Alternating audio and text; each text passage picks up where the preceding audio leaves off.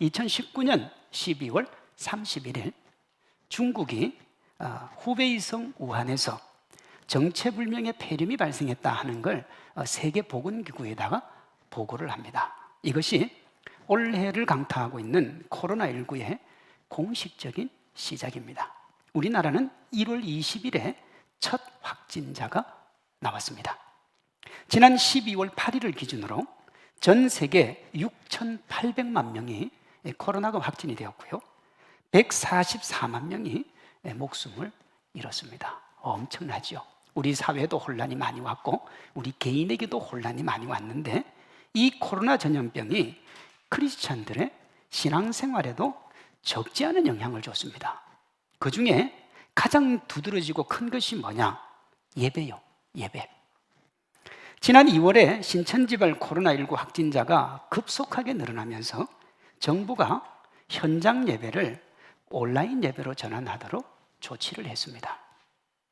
반강제적으로 온라인 예배를 드리면서 교회와 크리스찬들 사이에 현장 예배를 드려야 된다. 온라인 예배를 드려도 괜찮다. 이러면서 예배 논쟁이 시작이 되었습니다. 이 논쟁은 11개월이 지난 지금도 여전히 진행 중입니다. 하나님의 사랑과 그 사랑에 대한 반응이라는 성경 전체 가르침의 핵심을 구체적으로 보여주는 게 예배입니다. 그러므로 예배는 신앙생활의 기본 중에 기본이에요. 예배에 대해서 논쟁하고 그 혼란이 지속된다는 말은 교회와 신앙의 위기가 찾아왔다는 말입니다. 예배가 뭐냐? 예배는 어떻게 드려야 되냐? 예배가 우리에게 어떤 영향을 미치느냐?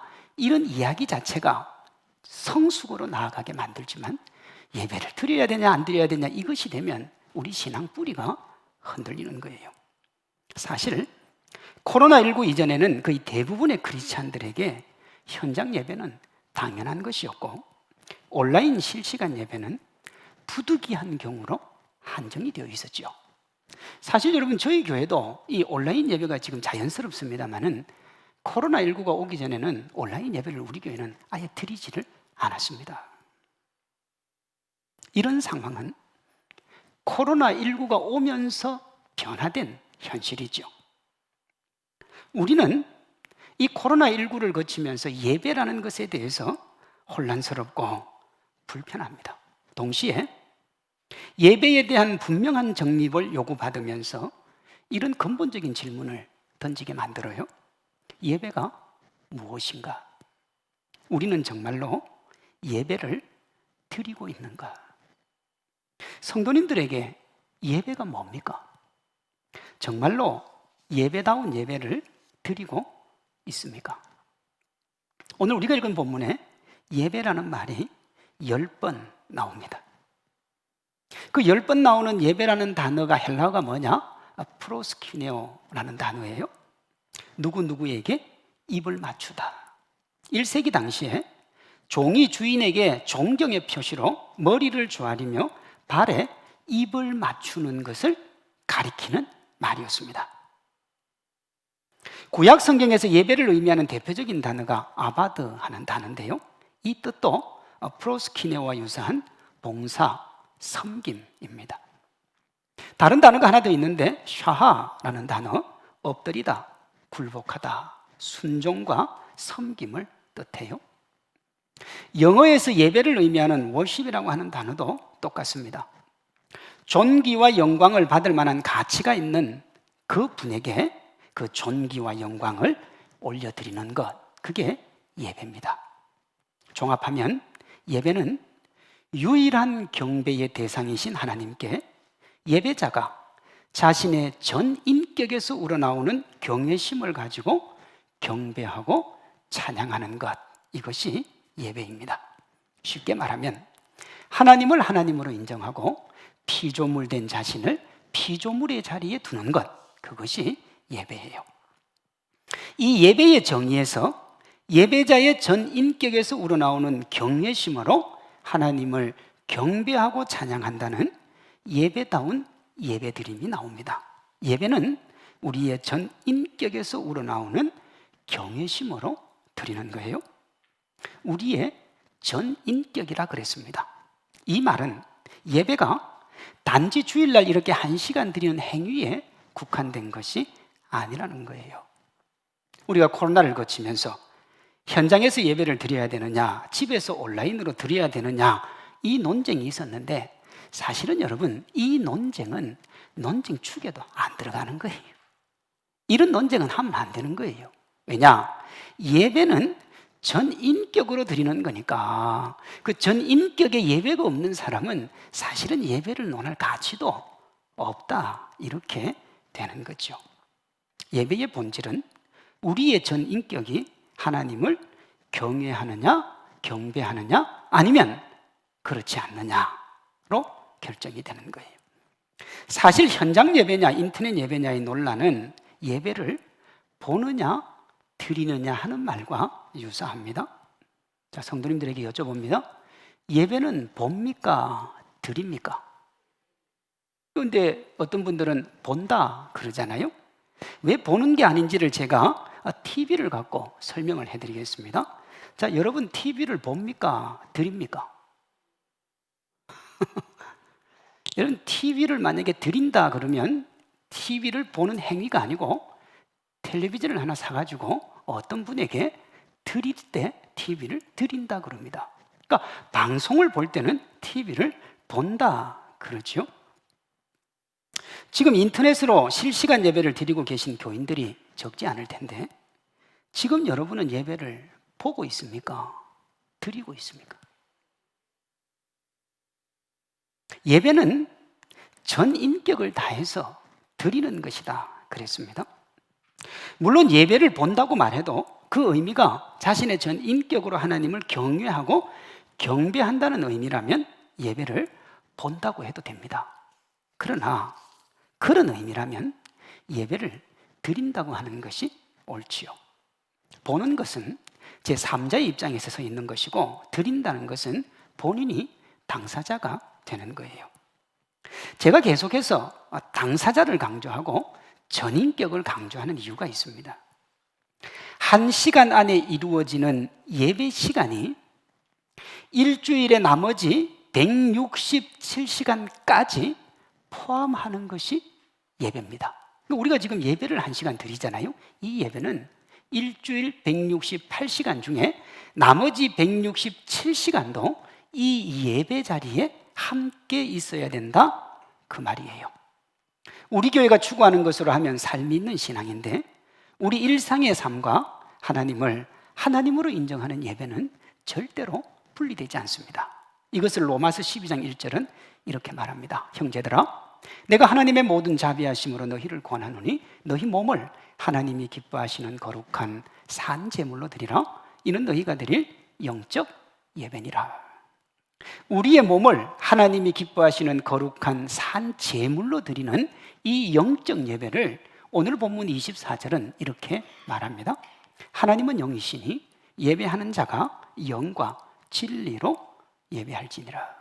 이 두 구절을 종합을 하면요, 우리가 하나님께 드리는 예배와 우리 일상의 삶은 절대로 뗄 수가 없는 거예요. 영과 진리의 예배와 몸을 산 제물로 드리는 영적 예배는 같은 의미입니다. 이와 관련해서 예배신학자 칼빈은 예배는 신앙과 삶의 총체적 표현이다 그랬어요. 쉽게 말하면 예수님의 십자가 사랑으로 영혼이 구원을 받았으면 삶도 구원을 받아야 된다는 말입니다.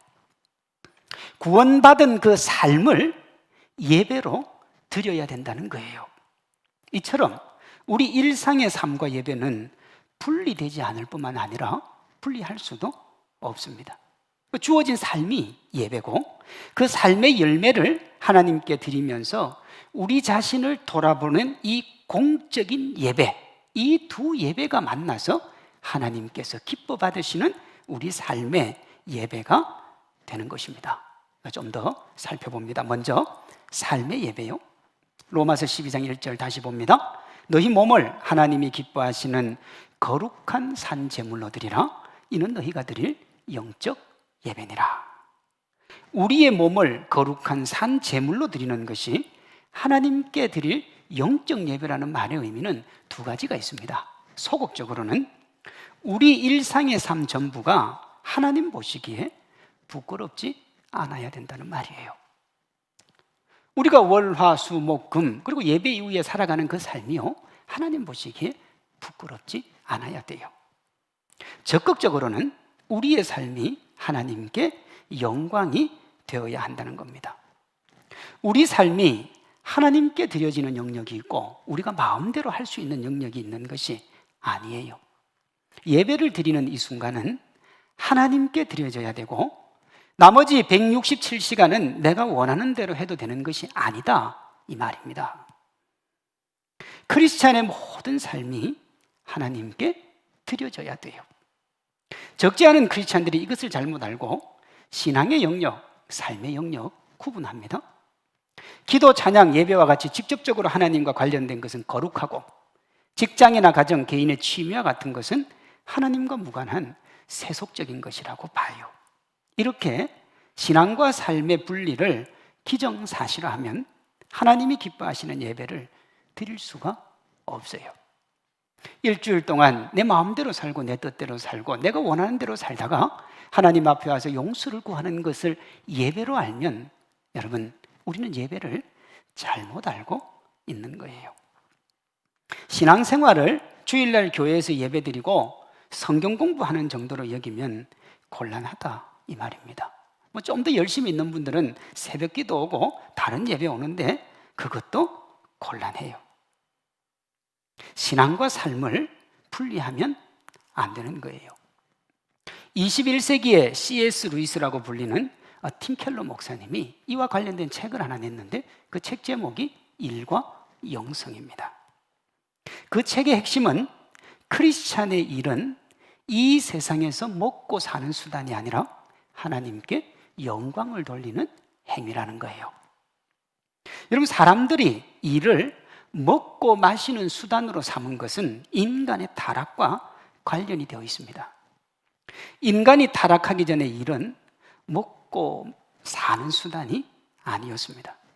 우리가 에덴 동산을 생각을 해보면 최초의 사람 아담과 하와는 일을 하지 않고도요, 먹고 사는데 아무런 문제가 없었습니다. 동산에 먹을 것이 차고 넘쳤죠. 그래서 아담과 하와가 일을 안 해도 먹고 사는 건 가득가득 했어요. 그러면 아담과 하와에게 일은 무엇이었느냐? 하나님의 일을 돕는 영광스럽고 특별한 행위였습니다. 다시 말해서 일은 먹고 살기 위해 어쩔 수 없이 해야 되는 노동이 아니라 거룩하신 하나님을 기쁘시게 하는 영광스러운 거였어요. 그러니까 아담과 하와는 일을 통해서 하나님의 기쁨이 되었다, 이 말입니다. 그 일이 타락과 함께 먹고 사는 걸로 바뀐 거예요. 창세기 3장 19절이요. 네가 흙으로 돌아갈 때까지 얼굴에 땀을 흘려야 먹을 것을 먹으리니 네가 그것에서 취함을 입었음이라 그랬습니다. 얼굴에 땀을 흘려야 네가 먹고 산다고요. 그럼 땀을 안 흘리면 못 먹고 사는 거예요. 그러니 일은 먹고 사는 게 되었습니다. 타락 이전에는 일이 하나님의 영광에 참여하는 것이었는데 이제는 하나님과 무관한 개인의 것이 되었어요. 대신 일은 생명 유지의 통로로 인생의 무거운 짐이 되었습니다. 타락 이전에는 일상의 삶이 하나님의 기쁨이었는데 이제는 먹고 살기 위한 고단한 노동이 된 거예요. 여러분들은 어떻게 일을 하고 있습니까? 먹고 살기 위해서 하십니까? 아니면 하나님의 영광을 위해서 하십니까? 타락으로 인간의 노동이 고단한 먹고 사는 일이었는데 예수님이 십자가로 이것을 바꾸어 주셨어요. 십자가로 우리를 하나님의 자녀 삼으심으로 타락 이전에 아담이 일로 하나님을 기쁘시게 한 것처럼 우리가 주어진 삶으로 하나님을 기쁘시게 하도록 일의 내용, 목적, 그 모든 걸 다 바꾸셨습니다. 그러므로 예수님을 믿는 크리스찬의 일은 하나님의 영광을 위한 것입니다. 그럼 목사님, 먹고 사는 거는요? 사랑하는 성도 여러분, 먹고 살기 위해서 일을 하는 것은 믿지 않는 사람은 여전히 적용되는 진리입니다. 그러므로 예수님을 안 믿는 사람이 이를 먹고 살기 위해서 하는 건 맞는 거예요. 근데 그리스도인은 여기에서 자유합니다. 이제는 아담과 하와처럼 이를 하나님의 영광을 위해서 하면 하나님께서 우리 인생을 책임져 주시는 거예요. 예수님은 그것을 마태복음 6장 33절에서 이렇게 말씀을 하셨습니다. 너희는 먼저 그의 나라와 그의 의를 구하라. 그리하면 이 모든 것을 너희에게 더하시리라. 제가 이 말씀 정말 많이 말씀드리잖아요. 근데요, 이 말씀이 예수님이 하신 헌이 아니라는 거예요. 아담과 하와가 이미 에덴 동산에서 누렸던 축복이에요. 일은 주의 영광을 위해서, 하나님의 영광을 위해서 일하면 나머지는 주님께서 그 인생을 책임져 주시는데, 솔로몬에게 주셨던 그 모든 영광만큼 내가 더 물어주겠다는 거예요. 이걸 누가 누렸다고요? 아담과 하와가 에덴 동산에서 누렸습니다. 이 축복 우리 모든 성도님들이 받아 누리시기를 주님의 이름으로 축원합니다. 신앙은 삶에 녹아 있어야 됩니다. 일상생활과 교회에서의 모습 사이에 있는 간격을 메우며 하나님의 자녀답게 살려고 노력하는 것이 신앙생활이고 하나님이 기쁘게 받으시는 삶의 예배입니다. 이 하나님이 기쁘게 받으시는 삶의 예배, 즉 삶이 있었던 일주일의 신앙을 하나님께 드리고 앞으로 삶이 있을 일주일의 신앙을 다짐하는 일정한 형식을 갖춘 예배가 지금 우리가 드리고 있는 이 공적인 예배입니다. 우리가 매주일 혹은 정기적으로 드려지는 각종 공적 예배는 예수님의 십자가 은혜뿐만 아니라 우리가 일상생활에서 신앙과 삶의 일치를 추구하는 삶의 예배와 밀접하게 연결되어 있습니다. 지나간 자신의 삶이 하나님께 영광이 되었는지를 지금 이 시간에 돌아보고요, 부족한 부분을 회개하기도 하고 하나님의 은혜를 경험하고 또 다시 다가올 일주일의 삶을 지나간 삶보다 더욱 하나님께 영광 돌릴 것을 다짐하는 시간, 그것이 예배입니다. 우리가 공적인 예배를 드릴 때 우리의 전 인격과 모든 삶이 그 예배 안에 녹아 있어야 되는 거예요. 우리의 전 인격과 우리의 지난 167시간의 삶이 녹아있는 예배, 그 예배를 뭐라고 하느냐? 살아있는 예배라 그럽니다. 예배 분위기의 역동성이 아니라 하나님께 예배를 드리는 개인의 지난 시간의 역동적인 삶이 살아있는 예배와 지루하고 죽어있는 예배를 결정하는 거예요. 하나님을 의식하고 하나님께 드린 마음과 물질이 있고 하나님이 주실 말씀을 기대하고 바라보면 어떤 형식의 예배라도 역동성이 넘치고 기쁨 가득한 예배를 드릴 수 있습니다. 반대로 하나님을 의식하지도 않고 하나님께 드릴 마음도 물질도 없고 하나님의 말씀을 기대하지 않으면 메마르고 건조한 예배가 되는 거예요. 살아있는 예배의 핵심은 예배를 드리는 이가 자신의 삶을 전부 하나님 앞에 드리는 거예요. 오늘날 교회가 가장 많은 비중을 두는 찬양도 살아있는 예배에 도움은 될 수 있어도 핵심은 아니에요. 공적인 예배의 예배됨은 예배를 드리는 개인의 한 주간의 삶과 예배 자세가 가장 중요합니다. 예배자가 살아있으면 어떤 형태의 예배라도 그 예배는 살아있는 예배가 됩니다. 반대로 예배자가 병들어 있으면 어떤 형태의 예배라도 그 예배는 죽어 있을 확률이 높습니다. 간단하게 얘기하면 일주일 동안 내 마음대로 내 뜻대로 살고 온 예배는 거의 죽어 있는 예배고요, 그래도 하나님 앞에 좀 치열하게 살려고 노력하고 고민하며 살아서 하나님 앞에 드리는 그 예배가 살아있는 예배라는 거예요. 현장 예배가 옳으냐, 인터넷 예배는 안 되느냐 하는 것은 이 이후의 문제입니다. 우리가 어떤 예배자인가 보다 예배의 형식이나 장소에 만약에 우리가 치중을 한다면, 무슨 말입니까? 내가 예배자의 자세가 기본적으로 안 되어 있는데 삶도 열심히 살고 있지는 않은데 이 예배가 옳으냐 저 예배가 옳으냐 이걸 우리가 자꾸 더 귀하게 여기고 그런 이야기를 많이 하면 예수님이 아마 그분에게 이렇게 말씀하실 거예요. 너희는 알지 못하는 것을 예배한다. 재밌는 말이죠. 여러분, 알지 못하는데 어떻게 예배를 합니까? 본문을 보면요, 사마리아 여인이 하나님을 간절하게 사모하고요, 무엇보다도 예배를 사모합니다. 그리고 예배에 대한 지식이 상당히 수준급이에요. 20절입니다. 우리 조상들은 이 산에서 예배하였는데 당신들의 말은 예배할 곳이 예루살렘에 있다 하더이다. 예배를 우리는 여기서 드리는데 꼭 예루살렘에 가서 드려야 된다고 말하는 사람들이 있는데 참 혼란스럽습니다. 이렇게 여인이 예수님께 얘기를 하니까 예수님이 이렇게 말씀을 하세요. 23절이요. 아버지께 참되게 예배하는 자들은 영과 진리로 예배할 때가 오나니 곧 언제라고요? 이때라 그랬어요. 아버지께서는 자기에게 이렇게 예배하는 자들을 찾으시느니라. 하나님은 영이시니 예배하는 자가 영과 진리로 예배할지니라. 예수님은 지금 여인에게 예배에서 가장 중요한 것은 형식이나 장소가 아니라 뭐라는 거예요? 예배자가 중요하다는 거예요. 하나님이 받으시는 예배는 예배의 자격을 갖춘 예배자의 예배입니다. 그러니까 하나님이 예배를 싫어하시느냐? 아니요.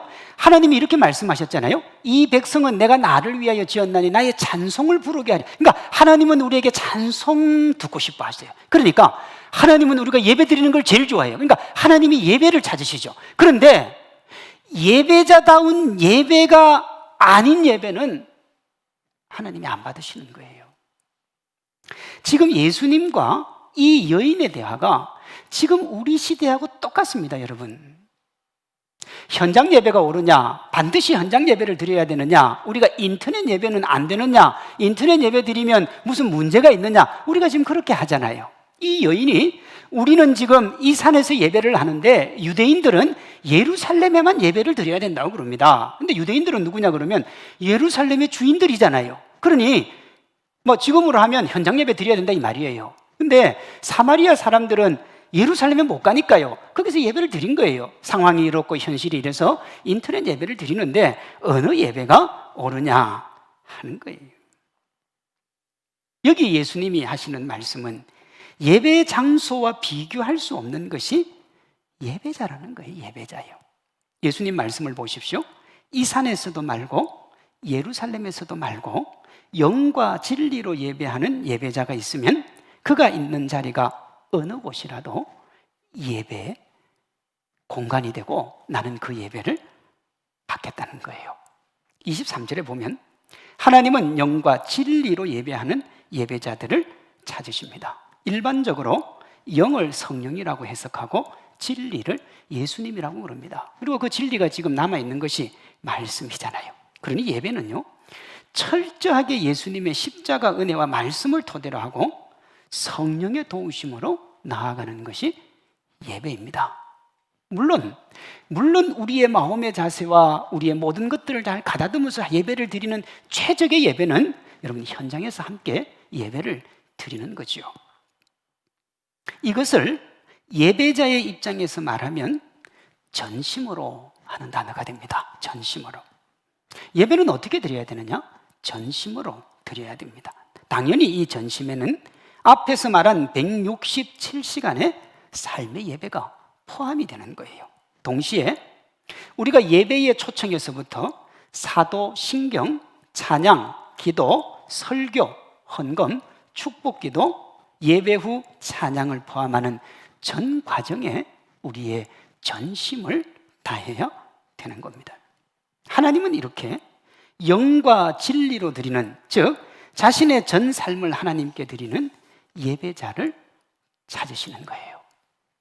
우리가 우리 예배전에 찬양을 하면서 이런 가사가 있었죠.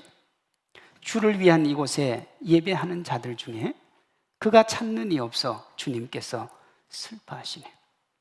주님이 찾으시는 그 한 사람, 그 예배자, 내가 그 사람이 되기를 간절히 주께 예배하네 그랬습니다.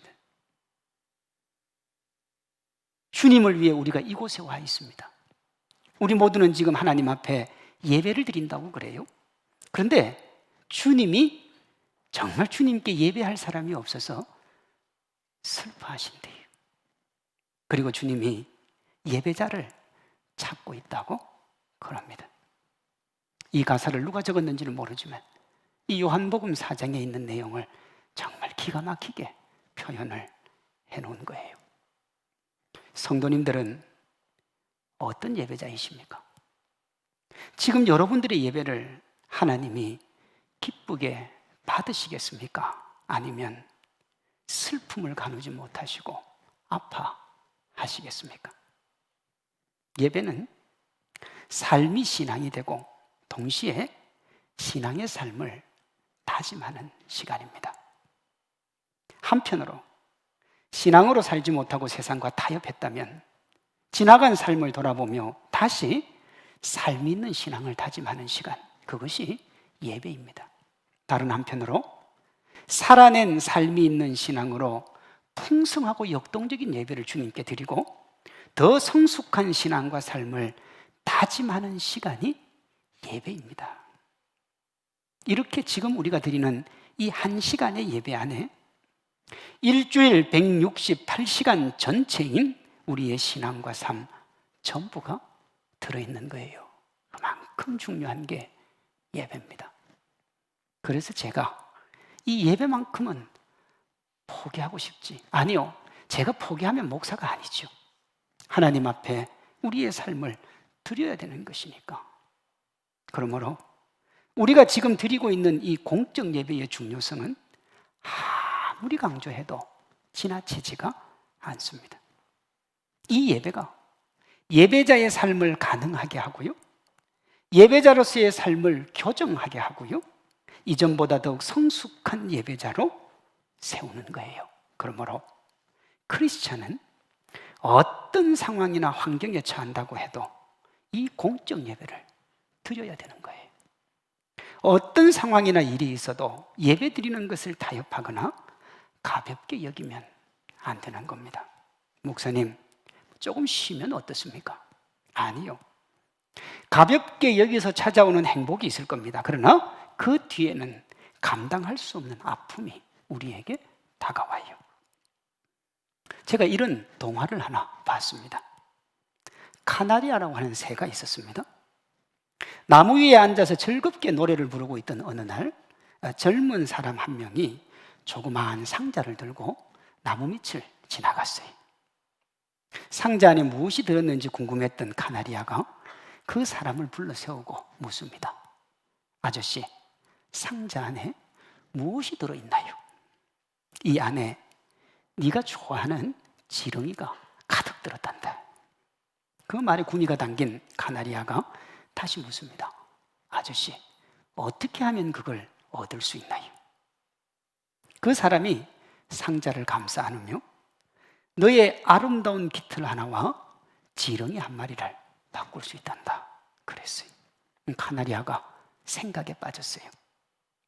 수많은 깃털 중에 한 개 뽑는다고 해서 크게 편하지 않을 거야. 그래서 카나리아는 자신의 깃털 하나를 뽑아 그 사람에게 내밀고 지렁이를 받아서 맛있게 먹었습니다. 카나리아가 지렁이 하나 얻으려면 얼마나 오래 날아야 되는지 압니까? 부리를 들고 땅을 파야 되고 파서 남아야 되는데 참 쉽지 않은데 나무 위에 앉아서 노래하면서 편하게 지렁이를 먹으니까 이게 너무 좋은 거예요. 카나리아가 노래를 흥얼거리며 그 사람에게 아저씨 하나만 더 이렇게 주고 하나만 더 또 주고 그렇게 했습니다. 얼마의 시간이 지난 뒤에 자신의 모습을 본 카나리아가 깜짝 놀라는 거예요. 왜? 깃털이 하나도 안 남은 거예요. 도망을 가려고 날갯짓을 했는데 땅바닥에 툭 떨어지고 맙니다. 그때 상자를 들고 있던 젊은이가 카나리아를 잡아서 새장에 가두고 그때부터 카나리아는 사람들의 집에 있는 새장 속에 살게 되었다 하는 동화입니다. 그럼 카나리아가 왜 그렇게 되었습니까? 자신의 삶에 어떤 영향도 미치지 않을 것이라고 여겼던 아주 작은 선택, 그저 깃털 하나 날아가는 것, 평소에도 빠지는 것이 깃털이었기에 카나리아가 대수롭지 않게 여겼을 수 있습니다. 그런데 그 대수롭지 않은 선택이 자신의 삶을 깊은 수렁에 빠뜨린 거예요. 우리가 예배를 가볍게 생각할 수 있습니다. 매주일 예배가 있고요. 마음만 먹으면 새벽도 있고요. 그러니까 그 예배 언제라도 드릴 수 있으니까 한두 번 빠지는 게 무슨 문제가 되겠는가 할 수 있어요. 자기가 봐도 별것 아니고요. 지금 코로나와 같은 상황 속에서는 주변 사람들도 그 예배 한 번 안 가면 죽냐 이렇게 이야기를 하거든요. 우리가 만약에 그런 선택을 하게 되면 카나리아의 경우처럼 그 대수롭지 않게 여긴 달콤한 유혹이 우리를 아주 곤혹스럽게 만들 수가 있습니다. 예수님을 믿지 않는 대부분의 사람들, 때로 믿는 사람들 중에도 자신의 가치를 무엇을 하고 있느냐로 평가하는 분들이 있습니다. 내가 지금 뭘 하고 있는가? 내가 어떤 자리에 있는가? 내가 얼마나 누리고 있는가 하는 것들이죠. 우리의 가치는 그렇게 매겨지는 것이 아니라 우리가 누구 앞에 서 있느냐로 평가가 되는 거예요. 내가 무엇을 하느냐가 아니라 내가 누구 앞에 서 있느냐. 세상과 주변의 인정이 아니라 하나님의 인정 여부가 중요한 거예요. 우리가 하나님 앞에 서 있음을 가장 분명하게 보여주는 것이 예배이고, 하나님이 우리를 인정하는지 그렇지 않은지를 알 수 있는 방법도 예배입니다. 예배요. 하나님이 예배를 통하여 기쁨을 받으시고 한이 없는 은혜와 자비를 우리에게 내려 주시거든요. 삶의 예배와 공적 예배의 선순환이 우리를 더욱 하나님께로 가까이 나아가게 만듭니다.